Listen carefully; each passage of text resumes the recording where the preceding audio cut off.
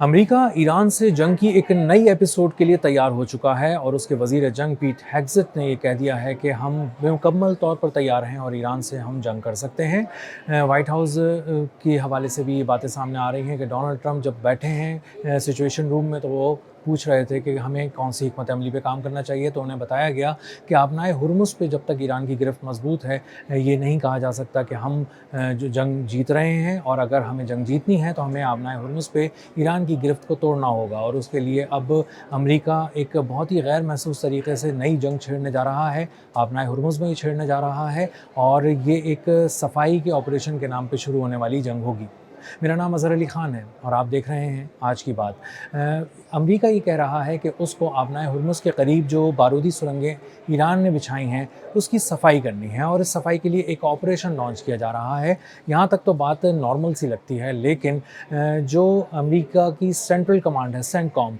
उसने जो तमाम वेसल्स जो वहाँ पर आती हैं कमर्शियल वेसल्स, उनको जब ये कहा कि आप आबनाए हुर्मुज़ से दूर चले जाएँ, फौरी तौर पर दूर चले जाएँ, एक ख़ास फासला उसको उन सबको कहा कि आप मेंटेन करके रखें आबनाए हुर्मुज़ से, और हम यहाँ पर एक बहुत बड़ा ऑपरेशन शुरू करने जा रहे हैं जो कि हम बुनियादी तौर पे बारूदी सुरंगें यहाँ से साफ़ करना चाहते हैं। अब बारूदी सुरंगों की सफाई के दौरान ईरान तो खामोश बैठेगा नहीं, अमेरिका को ये बात बहुत अच्छी तरह मालूम है, और इसीलिए अब इस बात के ख़तरात और ख़दशात बहुत ज़्यादा बढ़ चुके हैं कि अमेरिका और ईरान की एक बहुत बड़ी जंग आबनाए हुर्मुज़ के मकाम पर होगी, और इसका दायरा थोड़ा सा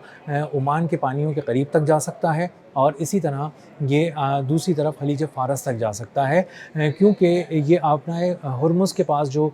ओमान के टेरिटोरियल वाटर्स लगते हैं वहाँ तक उनको वेसल्स को कहा गया है, कमर्शियल वेसल्स को, तिजारती जहाज़ों को कहा गया है कि वहाँ से भी दूर हो जाएं। इसका मतलब ये है कि ओमान के साहिलों के करीब के पानियों के करीब जो टेरिटोरियल वाटर्स हैं उसके करीब भी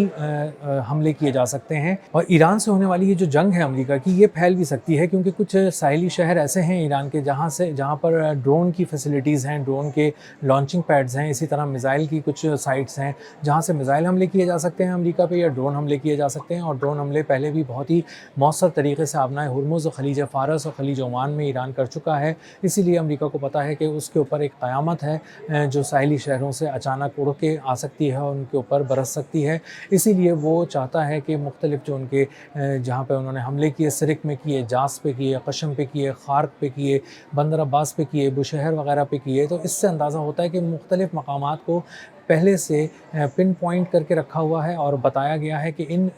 स्पेसिफ़िक और स्ट्रेटेजिक लोकेशंस के ऊपर अमेरिका वार करेगा, और ईरान को अगर का ज़ोर तोड़ना है तो इन इलाक़ों में अमेरिका जो ईरान के पासदाराने इनकलाब की जो ताकत है उसका ज़ोर तोड़ना होगा। अब इसके लिए जो दोनों तरफ खलीज फ़ारस और खलीज ओमान में अमेरिका जो है वो एक बड़े ऑपरेशन की तैयारी कर रहा है, और ख़ास तौर पे खलीज ओमान की तरफ इसलिए कर रहा है कि उसके कुछ अमेरिकी बहरी बेड़े बहिर अरब में इस वक्त खड़े हुए हैं, इंतज़ार कर रहे हैं किसी भी एक ग्रीन सिग्नल का कि अगर कोई उनको इशारा मिले तो वो करीब आएँ और अपनी ताकत को ईरान के ख़िलाफ़ आजमाएँ। लेकिन जो वॉरशिप्स वहाँ पर हैं अभी तो उनकी ही हिम्मत नहीं हो पा रही कि वो कैरियर स्ट्राइक ग्रुप्स या किसी किस्म के वॉरशिप्स हैं वो आगे बढ़ सकें और ईरान पर हमला कर सकें। 15,000 एहलकार जो हैं वो इस वक्त तैनात किए गए हैं नाकाबंदी में, और यही वो अमरीकी 15,000 एहलकार हैं जो इस नए हमले में जो ईरान के ख़िलाफ़ एक जंग लॉन्च की जा सकती है, शुरू की जा सकती है किसी भी लम्हे, और यही वो 15,000 अमरीकी फ़ौजी होंगे, एहलकार होंगे जो यहाँ पर हमला कर सकेंगे ईरान पर, और ईरान पे हमले में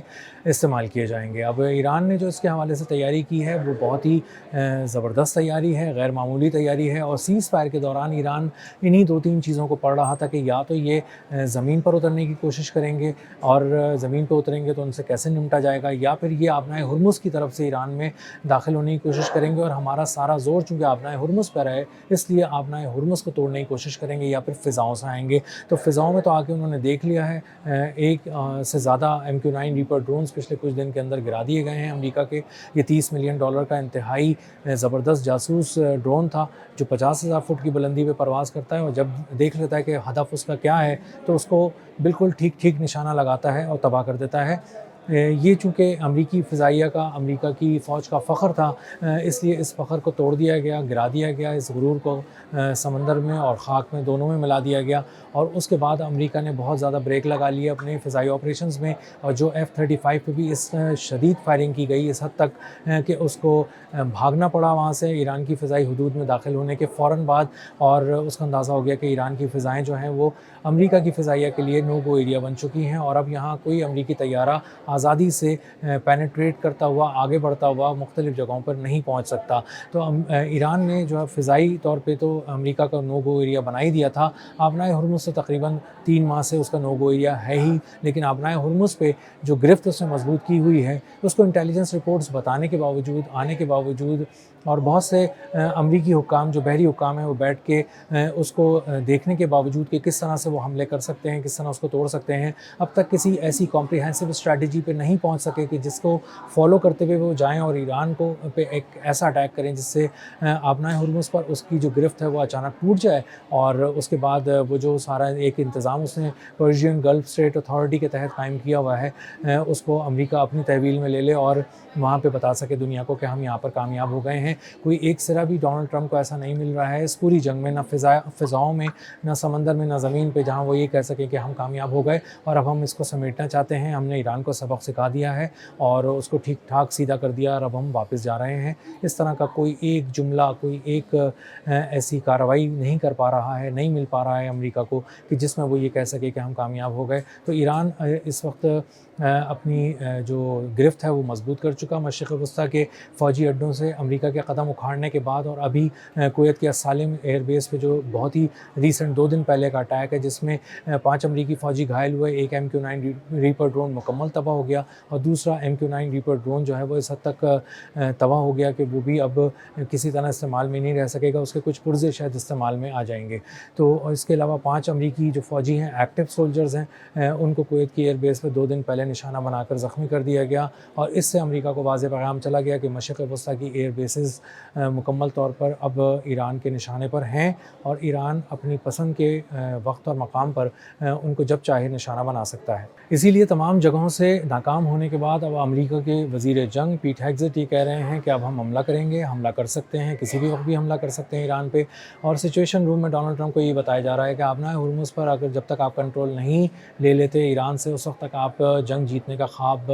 دیکھنا چھوڑ دیں اور دنیا کو یہ بتانا چھوڑ دیں کہ ہم ناقابل تسخیر ہیں، ہم انٹچبل ہیں، اور اسی لیے آبنائے ہرمز کا جب جو کنٹرول ہے وہ حاصل کرنے کے لیے امریکہ آگے بڑھتا ہے تو وہ یہ دیکھتا ہے کہ ہمیں کسی طرح خاموشی سے آگے بڑھنا چاہیے، اور اسی لیے وہ یہ کہہ رہا ہے کہ ہمیں کچھ بارودی سرنگوں کی صفائی کرنی ہے، اس لیے دور دور ہٹ جاؤ، ہو سکتا ہے یہ خراب ہو جائے، ہو سکتا ہے یہ پھٹ جائیں، اور ہم ان کو صاف کرنے کے دوران ہو سکتا ہے ہمارا ایرانی پاسداران انقلاب اور بحریہ سے کسی طرح کی کوئی جنگ ہو جائے اور مٹ بھیڑ ہو جائے، جس کی وجہ سے کچھ تجارتی جہازوں کو بھی نقصان پہنچ سکے۔ تو آنے والے کچھ گھنٹے بتا رہے ہیں کہ کس طرح آبنائے ہرمز کا جو ایک سمندر ہے وہ ایک بار پھر گرم ہو سکتا ہے، اور وہاں پر جنگ کے بادل منڈلا رہے ہیں، اور عین ممکن ہے کہ خلیج فارس اور خلیج عمان میں ایک بار پھر آگ لگ جائے اور لوگ دور سے سمندروں میں لگی آگ دیکھ رہے ہوں۔ اب تک کے لیے اتنا ہی، ملتے ہیں اگلی ولاگ میں کسی نئی خبر، نئی تجزیے اور نئے زاویے کے ساتھ۔ اللہ حافظ۔